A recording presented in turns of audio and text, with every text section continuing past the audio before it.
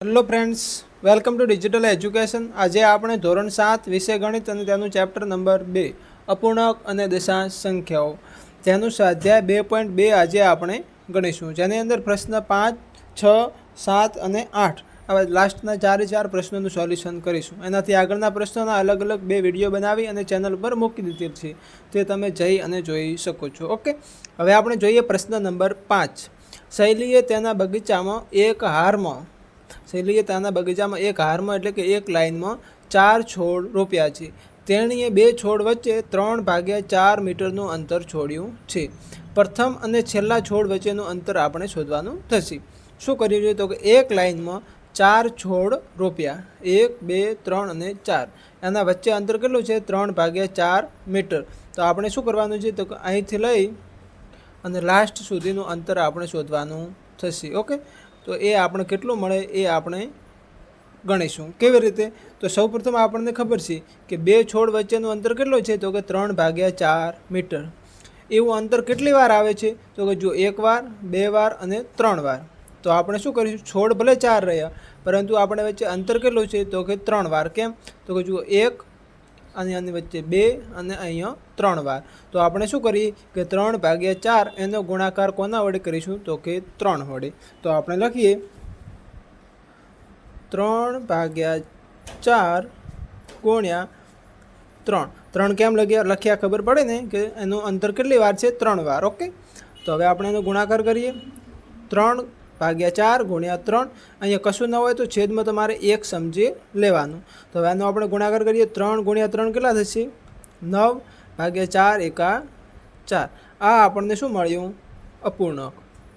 પરંતુ આપણે આને અતિ સંક્ષિપ્ત સ્વરૂપમાં લખીએ તો કેવી રીતે લખાય? તો કે 4 એકા 4 અને 4 દુ 8 અને ઉપર શેષ વધે કેટલી? 1. તો આપણે આને લખી શકીએ 2 મીટર. કેટલો? 1/4 મીટર અંતર હશે. પહેલાંથી અને છેલ્લા છોડ વચ્ચેનું અંતર 9/4 અથવા તો 2 મીટર અંતર હશે.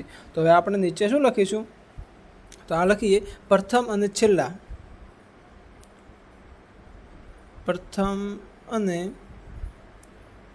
છેલ્લા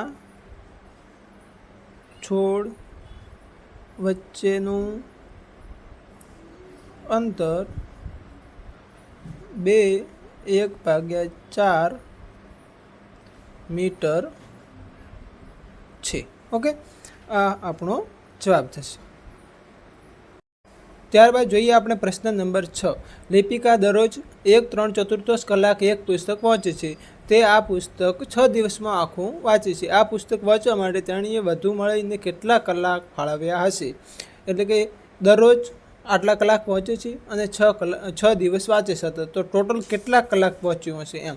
તો આપણે શું કરીશું? તો કે આપણને કલાક મિશ્ર અપૂર્ણાંકમાં આપેલા છે, એને આપણે સૌપ્રથમ સાદા અપૂર્ણાંકમાં ફેરવીએ. કેવી રીતે? તો કે જુઓ 1/3 અને સાદા અપૂર્ણાંકમાં કેવી રીતે ફેરવીશું? તો કે જુઓ 4 એકા 4 એની અંદર 3 ઉમેરીશું. ઓકે, 4 એકા 4 ને 3 કેટલા થશે?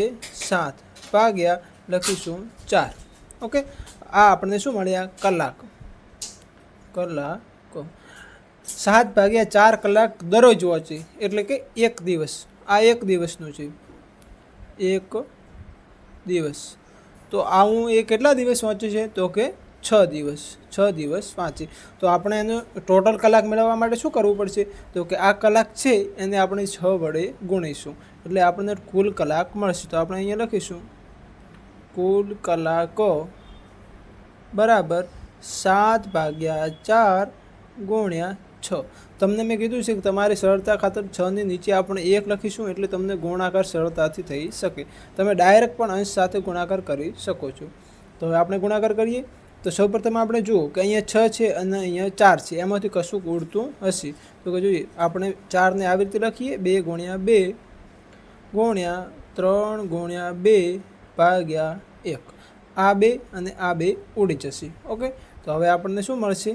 તો કે 7 ગુણ્યા 3 ભાગ્યા 2 ગુણ્યા 1. ઓકે, આ મેં ડાયરેક્ટ પહેલી રીતે લખ્યું, તમે ડાયરેક્ટ સમજી લેજો. ઓકે, તો 7 તરી 21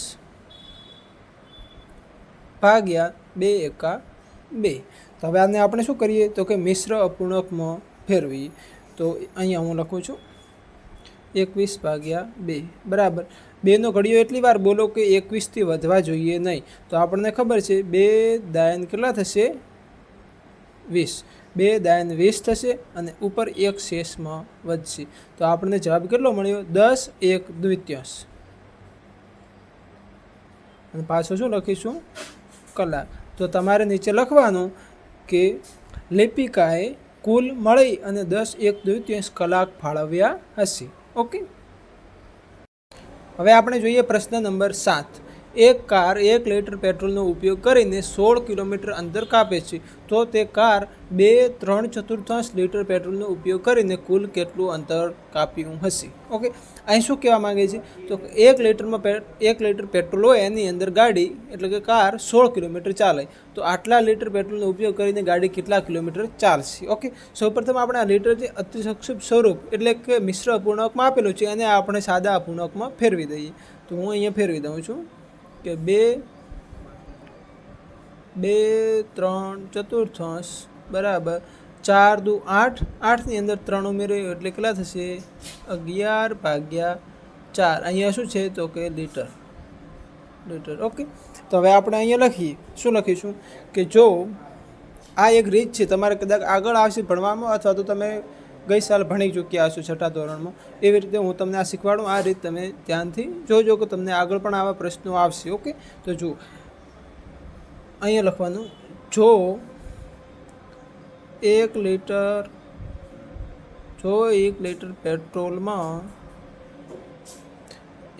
પેટ્રોલમાં ચાલતી કાર લખીએ। 1 લીટર પેટ્રોલમાં ચાલતી કાર બરાબર 16 કિલોમીટર।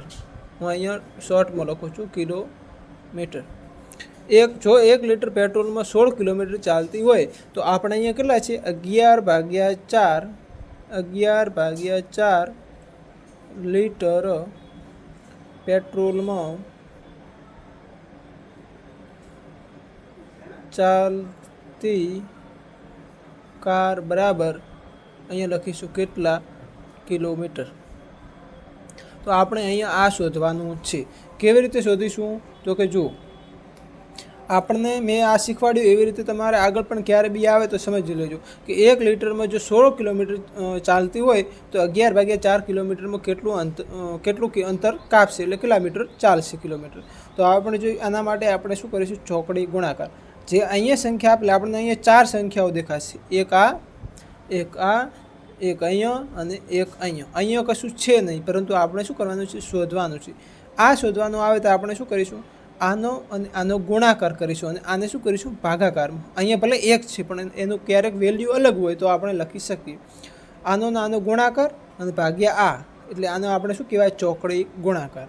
તો આપણે અહીંયા લખીશું બરાબર 11/4 ગુણ્યા 16 અને ભાગ્યા બધાના ભાગ્યામાં 1। હકીકતમાં આવું લખવામાં આવે છે, આપણે અહીંયા 1 છે એટલે આનું કોઈ વેલ્યુ નથી હાલમાં, એટલે આપણે અહીંયા લખતા નથી। હવે આપણે ડાયરેક્ટ શું વધ્યું આનો ને આનો શું કરીશું ગુણાકાર 11/4 ગુણ્યા 16। હવે તમને મેં કીધું આગળ કે 16ના ભાગાકારમાં કશું ન હોય તો તમે 1 લખો તો તમને તમારા માટે સરળતા રહેશે। તો અહીંયા જો 16 છે ને અહીંયા 4 છે તો આપણે આવી રીતે લખીશું 11/4 ગુણ્યા 4 ભાગ્યા 1। તો આ 4 ઉડી જશે, અહીં શું વધ્યું 4 ને અહીં 1। તો હવે આપણે આવી રીતે લખીશું 11/1 ગુણ્યા 4/1 બરાબર 11 ચોક કેટલા થશે 44 અને ભાગાકારમાં 1 નહીં લખો તો પણ ચાલશે અને પાછળ લખીશું કિલોમીટર। તો આપણો જવાબ શું આવ્યો તો કે આપણે લાસ્ટમાં જો 2 3/4 લીટર પેટ્રોલનો ઉપયોગ કરીને કુલ 44 કિલોમીટર અંતર કાપ્યું હશે। આવું નીચે લખજો। ઓકે, હવે આપણે સ્વાધ્યાય 2.2નો લાસ્ટ પ્રશ્ન 8।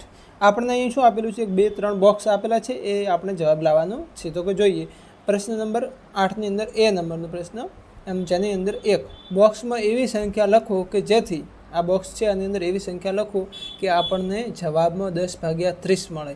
જવાબમાં ક્યારે મળે કે જ્યારે બે સંખ્યાનો ગુણાકાર હોય. એમાંથી એક સંખ્યા આપણને આપેલી છે 2/3, એનો કોઈ સંખ્યા આપણે ગુણાકાર કરીશું એટલે આપણને 10/30 મળશે. તમે અંદાજો લગાવો કેવી રીતે, તો કે 10 ક્યારે મળે, 2ના ગુણાકારમાં 2ને કેટલા વડે ગુણીશું એટલે 10 મળશે. તો કે તમને ખબર છે કે 5 5 દુ 10, અને અહીંયા 3ને કેટલા વડે ગુણીશું એટલે 30 મળે. તો કે 3 દાન 30, તો આપણને મળ્યા 5/10.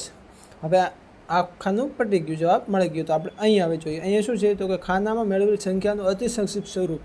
ખાનામાં એટલે આપણને અહીં જે સંખ્યા મળી 5/10, આનું આપણે અતિ સંક્ષિપ્ત સ્વરૂપ લખીશું. તો અહીંયા હું લખું 5/5 ગુણ્યા 2. 10ને હું આવી રીતે લખી શકું 5 ગુણ્યા 2 10 થશે ને. તો કે આ 2 ઉડી ગયા. તો અમે કીધું તો કશું ના વધે તો શું વધે 1, અને ભાગ્યા નીચે શું વધ્યા 2. તો આપણો જવાબ શું થશે 1/2 એ 5/10નું અતિ સંક્ષિપ્ત સ્વરૂપ થયું.